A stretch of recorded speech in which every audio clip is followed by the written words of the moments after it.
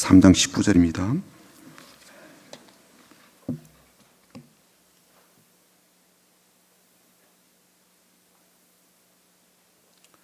로마서 3장 19절부터 31절까지 보겠습니다.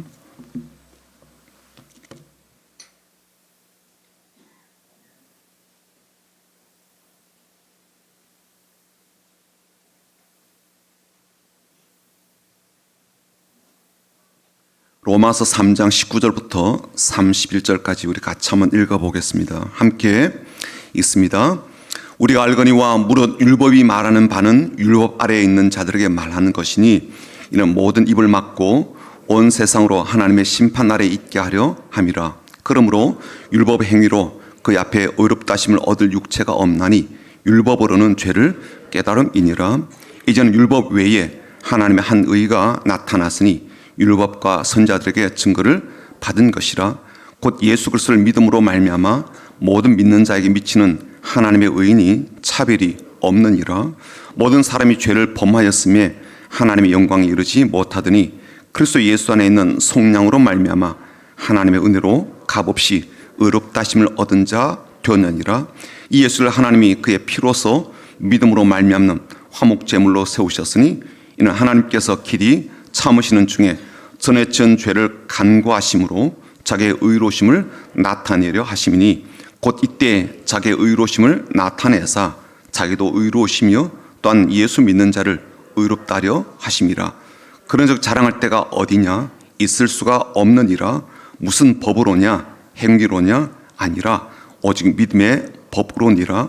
그러므로 사람이 의롭다 하심을 얻은 것은 율법의 행위에 있지 않고 믿음으로 되는 줄 우리가 인정하노라. 하나님은 다만 유대인의 하나님이시냐? 또한 이방인의 하나님은 아니시냐? 진실로 이방인의 하나님도 되시느니라. 할례자도 믿음으로 말미암아 또한 무할례자도 믿음으로 말미암아 의롭다 하실 하나님은 한 분이시니라. 그런즉 우리가 믿음으로 말미암아 율법을 파기하느냐? 그럴 수 없느니라. 도리어 율법을 굳게 세우느니라. 아멘. 순 우리말인 이 사랑이란 말이 이 한자어인 사량이라는 단어에서 왔다라는 그러한 글을 제가 읽은 적이 있습니다. 이 사량이라는 한자가 어떻게 되어 있는가 하면 생각할 사, 그 다음에 헤아릴 량, 왜 수량할 때 그 량 있지 않습니까? 그 량을 쓰고 있더라고요. 그래서 한자어로 풀게 되면 사랑이란 말이 생각이 양이 이렇게 많아지게 될 때 사랑한다라고 이렇게 해석을 할 수가 있습니다. 그러니까 사랑이란 말이 어떤 의미입니까? 그 대상에 대한 생각의 양이 점점 많아지고 충만해지게 될 때 사랑한다라고 표현할 수가 있다는 거예요. 그래서 주님을 생각하는 양이 영혼에 가득하게 될 때 주님 사랑한다 그렇게 표현할 수가 있을 거고요. 또 교회를 생각하는 양이 가슴에 가득하게 될 때 교회를 사랑한다 그렇게 말을 할 수 있을 겁니다. 더불어서 서로를 생각하는 양이 마음에 가득하게 될 때 서로 사랑하는 중이다라고 말을 할 수 있을 겁니다. 오늘도 서로 생각하는 양을 최대치로 끌어올려서 사랑을 듬뿍 담아 우리 앞뒤 좌우로 보시면서 인사할 텐데 주님의 이름으로 축복합니다라고 먼저 인사하겠습니다. 주님의 이름으로 축복합니다. 주님의 이름으로 축복합니다. 주님의 이름으로 축복합니다. 네, 한 번 더 인사하겠습니다. 주님의 마음으로 사랑합니다. 사랑합니다. 사랑합니다. 당신을 생각하는 이 생각의 양을 최대치 끌어올려서 사랑합니다. 그리고 오늘도 영상을 또 통해서 예배를 드리고 있는 소수의 사람이지만 우리 성도들 이제 현장에 나와서 함께 예배 드리시길 바라고요. 오늘도 같이 예배 드리면서 주의 사랑이 그 가운데 은혜가 충만해지기를 축복합니다. 영국에서 태어나고 자랐던 윌리엄 골딩이라는 사람이요, 자신의 이제 첫 소설을 파리 대왕이라는 그러한 것을 발표했는데 이게 대박이 나서 노벨 문학상까지 받게 되었습니다. 인간 사회를 이제 우화적으로 묘사한 이 작품은 이제 많은 관심을 받게 되었고요. 그 이후에 연극으로도 영화로도 만들어져서 많은 이들에게 주목을 받게 되기도 했습니다. 이 소설의 이제 줄거리를 좀 짧게 말씀을 드리자면 주된 내용이 이제 무인도에 남겨졌던 소년들의 모험담 그런 이야기입니다. 영국에서 전쟁을 피해가지고 피난하기 위해서 이제 아이들이 비행기를 타고 이동하던 중에 이제 적대 공격에 의해서 추락하게 되었고, 말하면 이제 무인도에 이제 표류하고 거기에 이제 도착하게 된 거예요.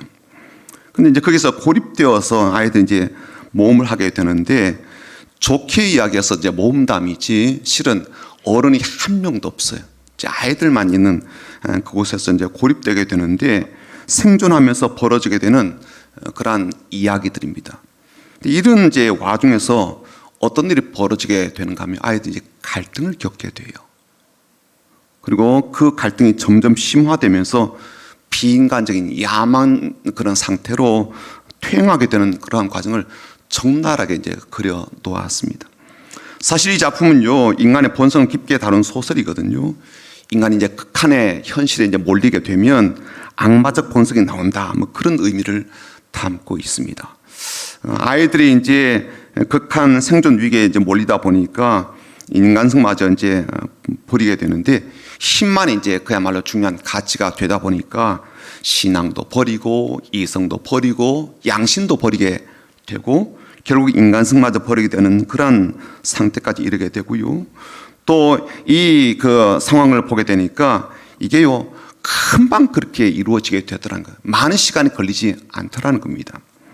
이 소설에 대한 뭐 다양한 해석과 이제 비평들이 있는데, 파리 대왕이라는 이 책 제목이 실은 성경에서 따왔다 그렇게 말을 하는 사람이 있습니다. 왜냐하면 성경에 보면 바알세불이라는 말이 나오거든요. 이게 이제 블레셋이 섬기는 신인데, 그 바알세불이라는 그 이름의 뜻이 뭐냐면 파리의 대왕, 파리의 신, 그런 의미거든요. 그러니까 파리 대왕이라는 말이 바알세불에서 나왔고, 바알세불이 이 파리의 신, 파리의 주님이니까 그렇게 연결된다라고 말하는 사람도 있습니다. 어쨌건 이 파리 대왕의 책과 내용을 제가 소개한 이유는요, 인간 본성이 얼마나 야만적일 수 있는지 그것을 보여주겠다는 면 때문입니다. 이 순진했던 아이들이 이 불시간 무인도에서 금방 타락하게 되고요, 그 흉악함의 그 절정에 이른 데에 시간이 그렇게 많이 걸리질 않아요. 그리고 이 책을 썼던 윌리엄 이 골딩 본인도요, 이런 아이들의 모습에서 우리가 몸고 살아가는 사회의 모습을 고스란히 볼 수가 있다라고 고발을 하고 있는 거거든요. 사회이든 아이들의 모습이든 그 속에서 인간 본성의 치명적 결함들을 이제 소설화해서 우화적으로 표현을 한 겁니다. 그 치명적 결함이 뭔가 하면 이제 우리는 이제 죄라고 이야기를 하는 거죠. 무인도에 불시착한 아이들 통해서 우리는 사회의 죄를 적나라하게 보게 되지만, 이 사회적 죄는 사실 우리 각자가 안고 있는 죄라라고 말을 할 수가 있습니다.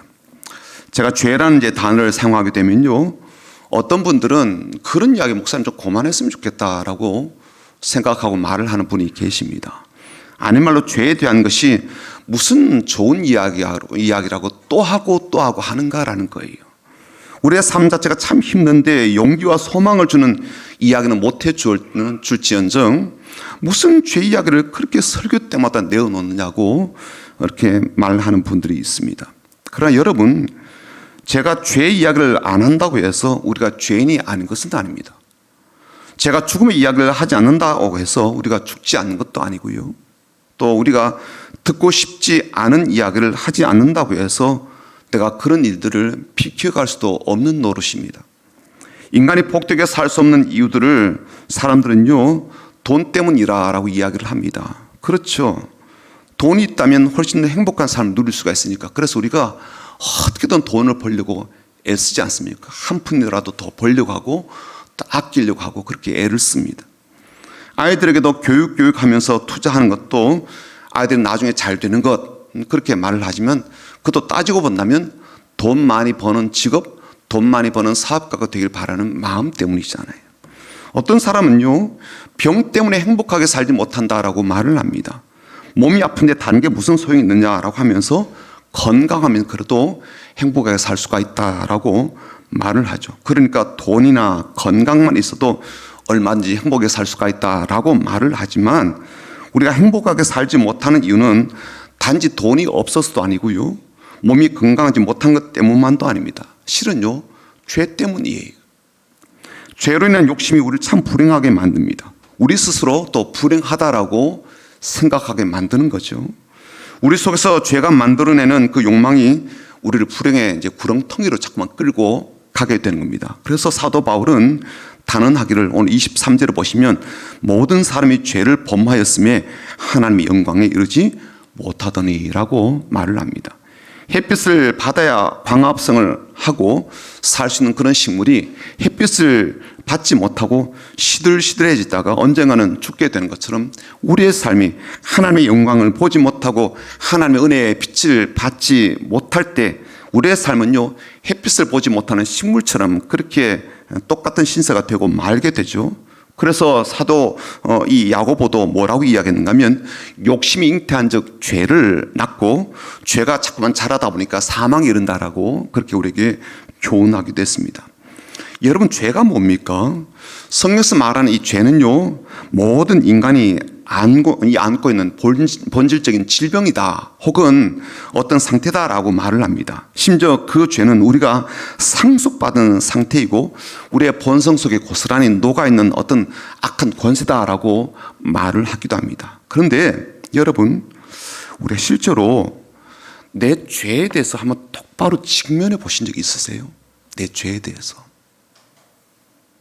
그냥 대충 생각해 보는 것 말고요, 실제로 내 죄의 깊이에 대해서 혹은 그 죄로 인해서 내가 지금 겪게 되는 상태에 대해서 진짜감 직면해 보신 적 있으십니까?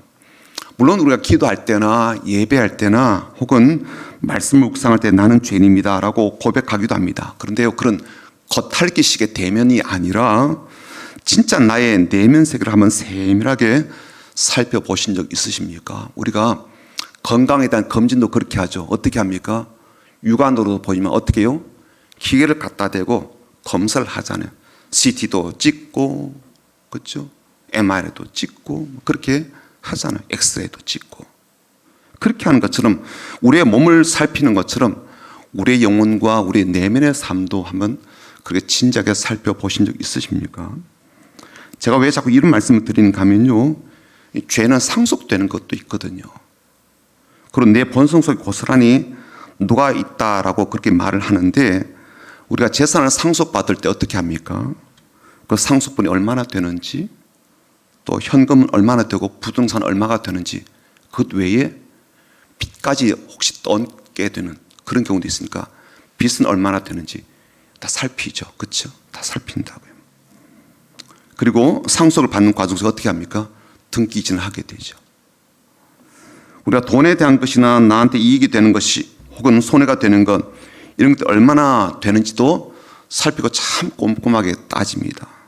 그런데 실상 우리가 죄에 대해서는 그렇게 한번 따져보는가라는 겁니다. 그런데 이 죄에 대해서는 상당히 우리가 느슨한 형태를 취하고 있는 부분들이 참 많거든요. 그래서 죄의 실제에 대해서 또 죄악의 실체에 대해서 진지한 직면을 하는 것은 사실 영적으로 매우 유익한 면들이 있습니다. 또 한 가지, 우리가 죄에 대해서 정직해야 될 부분이 있고 가볍게 처리하지 말아야 될, 긴장해야 될 부분이 있는데, 그건 왜냐하면 어떤 분들은 이렇게 생각하더라고요. 하나님께서 우리의 죄를 용서하시는 것이 하나님의 일이다, 그렇게 말하는 사람이 있어요. 하나님 용서하시면 마치 우리가 용서받을 자격이 있다, 뭐 그렇게 생각하는 듯이, 그렇게 우리를 용서하는 것은 하나님의 일이고 우리 사랑하는 것은 하나님의 본성인 것처럼 그렇게 말을 하거나 생각하는 분도 있습니다.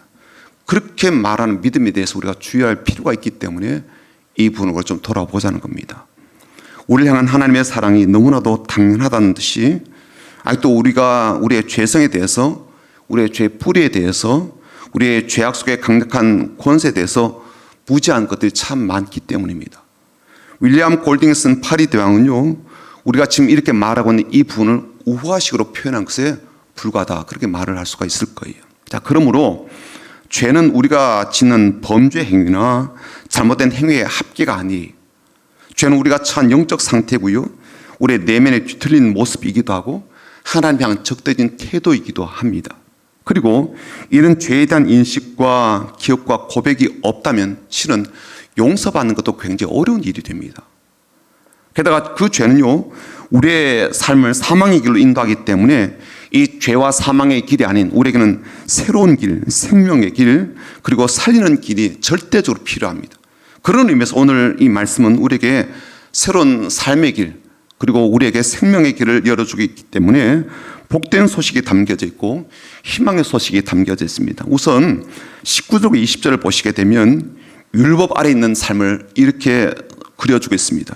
율법으로는 죄를 깨달을 뿐인데, 그러므로 율법으로는 어떤 사람도 의롭다함을 받지 못하고 구원받을 수 없다는 거예요. 그 말씀 뒤에 21절은 이렇게 시작합니다. 21절 같이 읽어볼까요? 시작. 이제는 율법 외에 하나님의 한 의가 나타났으니 율법과 선자들에게 증거를 받은 것이라. 이 원어 성경에는요, 이제는 이란 말 앞에 사실은 그러나라는 말이 들어있어서 우리 한글에는 없지만 그렇게 되어 있습니다. 영어 성경에도 but이라는 말이 들어가 있습니다. 그러니까 이 단어를 써서 앞의 내용을 완전히 뒤집는 뒤의 내용을 우리에게 들려주고 있는 거죠. 앞의 이야기는 어떤 이야기입니까? 의로움을 받지 못하는 인간은 결국은 파멸과 고생의 길을 갈 수밖에 없다, 그런 내용입니다. 심지어 율법조차도 구원을 얻는데 긍정적 역할을 해주지 못한다. 그러므로 인간의 삶은 절망적일 수밖에 없다라는 것이 앞의 이야기입니다. 그런데 21절에 오면서 그런 삶에 그러나의 반전이 있다는 거예요. 지금까지는 어두웠다. 그렇지만 다른 길이 있다. 지금까지는 길이 없던 것처럼 보였다. 그러나 우리에게 길이 있다. 지금까지는 애써봤지만 실패했다. 절망적일 수밖에 없다. 그러나 새로운 그러한 희망의 소식이 있다. 지금까지는 구원과 그리고 그 길에 대한 방법을 알지 못했다. 그러나 이제는 새로운 그런 믿음의 길이 열려져 있다. 이런 내용을 이제 후반부에 우리가 들려주고 있습니다. 21절에 어떤 새로운 길을 알려주고 있습니까? 율법과 상관없이 하나님의 한 의가 나타났다는 거예요. 인간이 율법을 못 지키니까 할 수 없다, 그러니까 다른 방법을 쓰자, 그런 의미가 아니라 율법을 주실 때 이미 새로운 길을 예비해 주셨다, 그런 뜻이에요. 죄의 길이 아니라 의의 길이 있다는 거예요. 죄를 지어서 사망에 이르는 길이 아니라 의의 삶을 살아서 영생을 얻게 되고 생명에 이르는 그러한 길이 있다는 거예요. 그 길은 무엇입니까? 믿음의 길인데요, 오늘 본문 말씀 보면 그렇게 말씀했습니다. 곧 예수 그리스도를 믿음으로 말미암아 모든 믿는 자에게 미치는 하나님의 의인이 차별이 없느니라. 의롭게 되는 길, 우리를 살리는 길을 하나님께서 준비해 주셨다는 거예요. 그게 바로 예수 그리스도를 믿음으로 얻게 되고 갈 수 있는 그러한 길입니다. 예수 그리스도를 믿는다는 말은요, 그 믿음이 조건이 된다, 그런 뜻은 아니에요. 말하자면 예수님께서 이미 우리를 위해서 하신 모든 것들을 받아들인다면, 예수님께서 우리를 위해서 모든 것을 희생하셨는데 그것을 우리가 수용한다면, 예수님께서 나를 위해서 자신의 목숨을 내어놓으셔서 율법의 모든 요구를 다 만족시켰다는 것을 우리가 인정한다면, 나는 내 욕심대로 살고 또 그래서 죽을 수밖에 없지만 주님께서 나를 대신해서 내가 가야 될 형장으로 가신 것을 내가 믿는다면, 내 삶 가운데 비로소 예수님께서 준비하신 그 새로운 생명의 길, 그 모든 구원의 길, 나를 살리는 복된 길이 열린다는 거예요. 그런 의미입니다. 믿음의 길은 그래서 내가 노력해서 얻는 길이 아니더라, 그런 뜻이죠. 내 공로나 내 애씀이나 내 노력이 아니라 천적으로 예수님께서 준비하시고 열어놓으신 그 길을 내가 받아들이고 믿고 따라간다라는 의미입니다. 내가 큰 믿음을 가졌기 때문에 나를 구원하신 것이 아니죠. 예수님이 하신 일을 내가 믿고 받아들인 것입니다. 그래서 오늘 본문에는요, 그 길을 은혜로 값없이 받았다라고 표현을 하고 있는 거죠. 그럼 우리가 자랑할 것이 없다는 그러한 이야기입니다. 믿음을 자랑할 것도 없고 기도해서 내가 얻은 것이라고 말할 것도 없습니다. 내가 뭔가 열심히 해서 그 대가로 얻은 것이 아니기 때문입니다. 사랑하는 성도 여러분, 그러나 주님께서 아무런 조건 없이 우리의 노력에 의해서가 아니라 전적으로 주님이 하신 일에 근거해서 우리에게 새로운 길, 우리를 행복하게 살게 하고자 하는 그런 길을 열어주셨다고 해서 아무런 대가가 지불되지 않은 것은 아니에요. 우리가 값을 지불하지 않았을 뿐입니다. 우리에게는 지불할 돈도 없고 또 그럴 능력도 없고요, 그럴 자격조차 되지 못하기 때문입니다. 그러나 전적으로 주님께서 우리를 위해서 하신 그 모든 일, 대신 짊어져 주시고 대신 감당해 주시고 대신 갚아 주셔서 비로소 우리에게 의의 길과 생명의 길이 열리게 된 겁니다. 이것이 바로 우리에게 주신 이제는 그러나 그 은혜인 거예요. 오늘도 이제는 그러나의 이 은혜로 담대하게 사는 저와 여러분 되길 바랍니다. 하나님께서 값진 대가를 대신 지불하셔서 나를 구원하시고 의의 길을 허락하셨음을 믿고 의로운 삶을 살고 의의 길로만 걷는 모든 성도가 되시기를 주님의 이름으로 축복합니다. 더불어서 우리가 하나님께 믿음으로 나아가게 될 때 우리의 삶에 하나님께서 구원하신 은혜를, 살리시는 은혜를, 또 풀어주시는 은혜를, 위로하시는 은혜를, 감싸 안아주시는 은혜를, 걱정과 염려를 내려놓게 하시는 은혜를, 우리의 영혼을 소생케 하시는 은혜를 반드시 내려오실 줄 믿습니다. 자, 그런데 여러분, 오늘 말씀에는 또 다른 선물이, 놀라운 선물이 담겨 있음을 말씀하고 있습니다. 그게 뭐냐면 25절이에요. 25절 한번 볼까요? 같이 읽어보겠습니다. 25절입니다. 이 예수를 하나님이 그의 피로써 믿음으로 말미암은 화목제물로 세우셨으니 이는 하나님께서 길이 참으시는 중에 전에 지은 죄를 간과하심으로 자기의 의로우심을 나타내려 하심이라. 하나님께서 예수님을요 화목제물로 삼으셨대요. 그 때문에 우리가 하나님과 화목하게 되었다는 겁니다. 사실 이미 계속해서 우리가 보았던 것처럼 우리가 하나님과 원수관이었잖아요. 원수가 되려고 해서 그런 게 아니라 우리가 죄를 짓고 있는 죄인이고 하나님 참 거룩한 분이시니까 도저히 관계를 맺을 수가 없지요. 하나님은 하나님으로 인정도 하지 않고요. 하나님 말씀하신 것에 불순종한 것이 참 많았고 내 욕심을 따라 사는 우리의 삶이 어떻게 하나님의 거룩한 본성과 같이 매칭이 될 수가 있고 교제가 될 수가 있겠습니까? 그래서 우리가 하나님과 원수지간이었는데 우리와 하나님과의 관계를 회복하기 위해서 예수님께서 화목제물이 되어주셨다는 거예요. 구약 성경을 보게 되면요, 제사를 여러 가지가 이제 보게 되는데 그 중에 속죄 제사가 있고 화목 제사가 있습니다. 속죄 제사는 하나님 앞에서 내 죄를 인정하고 고백하고 용서를 구하며 드리는 그러한 제사이죠. 그렇게 제사를 드리고 제물을 드리게 되면 하나님께서 우리의 모든 제사와 제물을 받으시고 죄가 있지만 죄가 없다라고 우리를 그렇게 인정해 주시는 것이 속죄 제사입니다. 반면에 화목 제사는 뭐예요? 죄로 인해서 관계들이 깨어졌습니다. 근데 이 관계를 회복시켜서 서로 사랑하고 신뢰하는 관계로 만들어 주시는데 이때 들어가는 제물이 화목 제물이죠. 하나님께서 그렇게 제물을 받으시고 제사를 받으시고 이제는 하나님과 우리와의 관계가 깨어진 것을 회복시켜 주시고 사람과 사람 사이에 깨어진 관계도 그렇게 원만하게 새롭게 만들어 주시는 것이 바로 화목 제사입니다. 근데 왜 이게 축복인가? 물론 하나님과 화목하게 된 것도 축복인데 그렇게 우리가 하나님과의 관계가 화목되는 과정 속에 주님께서 하신 그 일 자체가 우리에게 감동이 되기 때문입니다. 예수님께서요 우리와 화목제물이 되시게 될 때 성경에서 어떻게 예언했는가 하면 이사야 53장에 주님에 대한 그 십자가의 말씀을 예언으로 들려줍니다. 이렇게 했어요. 그가 곤욕을 당하여 괴로울 때에도 그의 입을 열지 아니하였으며 마치 도수장으로 끌려가는 어린 양과 털 깎는 자 앞에서 잠잠한 양같이 그의 입을 열지 아니하였도다. 그러니까 예수님께서 어떤 모습으로 이제 그려졌는가 하면 도살장에 끌려가는 어린 양과 같다라고 그렇게 표현했어요.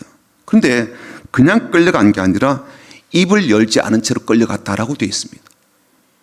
그래서 잠잠한 양처럼 입을 열지 않았다는 거예요. 괴로움 속에서도 입을 열지 않았다는 겁니다. 입을 굳게 다물었다는 거예요. 실제로 예수님께서 십자가에 달리셨을 때 그러지 않았습니까?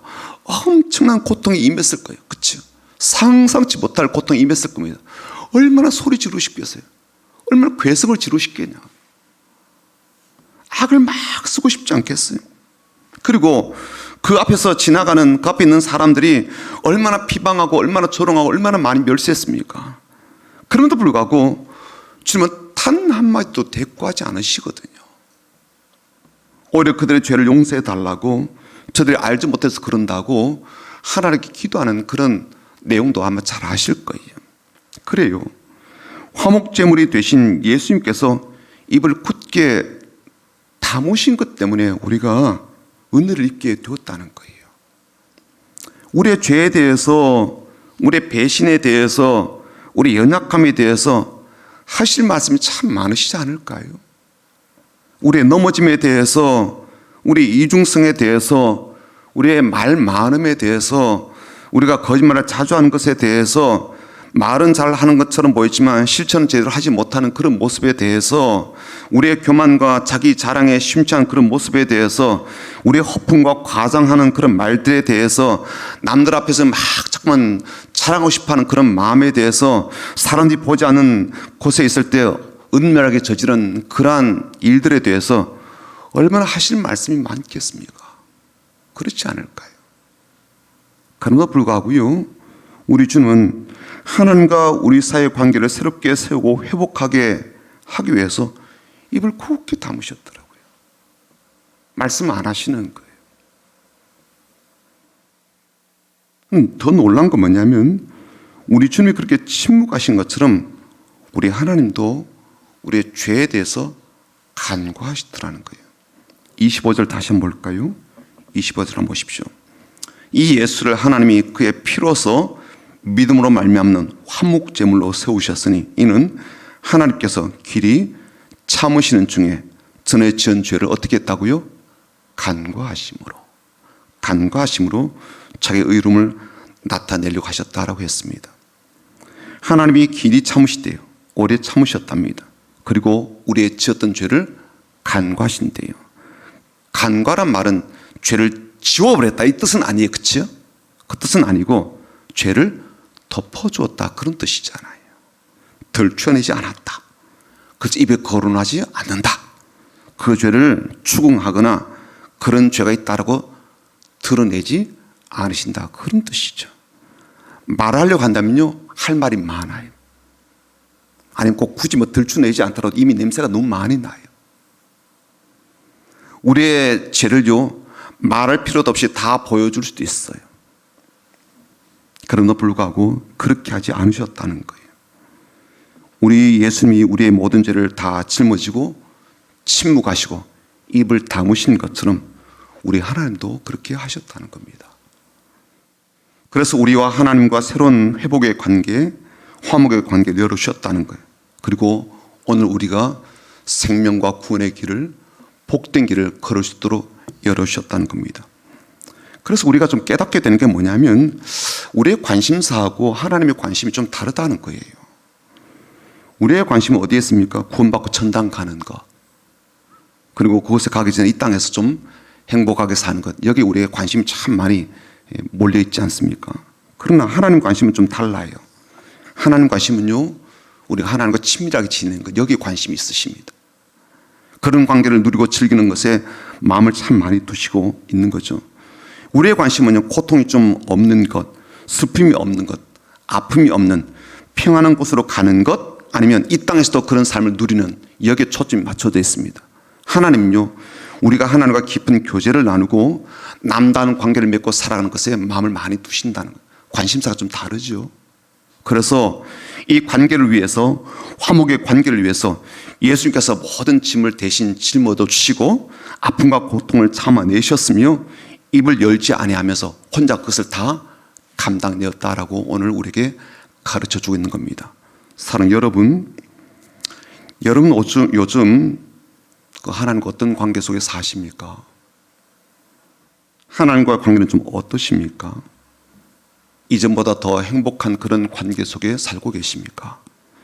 깊은 친밀감 때문에 그분의 은혜와 사랑에 겨워서 신앙생활의 새로운 활력과 기쁨을 누리고 있으십니까? 내가 마음의 소원만 갖고 있어도 우리 하나님이 소원을 아셔서 그 소원을 들어주시고, 내가 갖고 있는 바람이 무엇인지 하나님이 아셔서 그래서 하나님이 날마다 내게 좋은 것 주신 것을 내가 기쁘고 감사하게 누리며 살고 계십니까? 하나님의 그 마음이 내게 막 와닿으니까 나도 하나님께서 무엇을 바라시고 원하신지, 하나님의 관심사가 무엇인지 자꾸만 알고 싶고 알 때마다 그것을 이루어 드리려고 애쓰는 그런 관계 속에 사십니까? 아니면 하나님께 섭섭하고 서운한 그런 마음이 있습니까?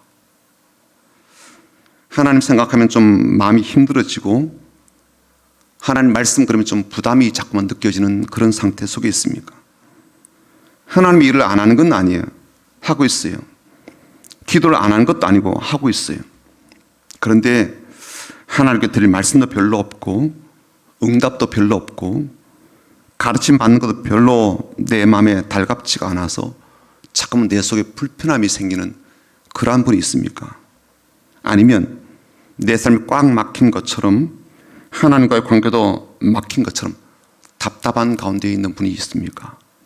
내 마음도 서서히 식어가고 열정도 식어가고 기도해야 되는데 라고 마음은 있고 생각은 같지만 실제로 그렇게 하지 않는 삶이 한풀 꺾인 것처럼 그런 상태 속에 있는 분이 계십니까? 자꾸만 냉담해지게 되고 교회는 오지만 마음은 전혀 다른 방향으로 그런 걸음으로 걷는 분이 있으십니까? 오늘 본문을 다시 들여다보면요, 하나님의 의라는 말, 의롭다, 의로우심, 의롭게 하심, 의롭다 하심, 이런 말들이 계속 나옵니다. 하나님은 의롭다, 그런 뜻이죠. 이 말 뜻에는 하나님은 죄가 없다, 그런 뜻도 될 것이고요, 거짓이 없다, 그런 의미도 됩니다. 속임이 없다, 그것도 있고요, 이중적이거나 가식적이지 않다, 그런 뜻도 있습니다. 그래요, 하나님은요, 우리를 속이거나 이중적인 태도를 취하는 분이 아니죠. 여기서 이 말 저기서 저 말 하는 분이 아니죠. 심지어 우리의 죄를 용서해 주고 간구해 주시는 분이라면 우리가 기도하고 우리가 간구하는 것을 외면할 분은 아닙니다. 우리가 화목하고 싶어서 안달하는 그런 분이라면, 그래서 자기의 독생자 아들까지 아낌없이 기꺼이 화목제물로 삼으신 분이라면 우리와의 관계를 본인이 먼저 닫아버리는 일은 결코 없을 겁니다. 먼저 그렇게 하실 이유가 없기 때문입니다. 그분은 의로우신 분이기 때문이죠. 우리와의 관계를 열고 싶고 함께하고 싶어서, 그래서 우리에게 늘 다가오시는 분 아니십니까? 우리와의 관계를 더 깊게 하고 싶어하는 분입니다. 그러므로 우리가 마음을 열고 하나님께 나가기만 하면 이미 가슴을 열고 기다리시는 하나님을 꼭 만나게 되는 겁니다. 전 그래서 우리가 마음을 활짝 열고 다시 그분과 화목한 관계 속에 삶의 걸음을 시작하고, 이미 그 걸음을 시작하고 있다면 더 깊이 있는 관계로 나가는 저와 여러분 되기를 주님의 이름으로 축복합니다. 그리고 우리가 기도와 간구만 올려드릴 것이 아니라 하나님께서 주신 말씀도 있습니다. 그 말씀 때문에 내 마음이 기쁘고 그 말씀 때문에 도전이 되어서 다시 한 번 더 믿음의 결단과 결심을 내리는 그런 성도가 되셔서 하나님만이 우리에게 허락하시고 주시는 이 귀한 은혜를, 이 귀한 선물을, 그래서 그것 때문에 영적인 행복을 누리며 살아가는 그런 성도들 다 되시기를 주님의 이름으로 축복합니다. 아멘. 아버지가 계시네라는 찬양 우리 같이 부르고요, 함께 기도 올려드리겠습니다.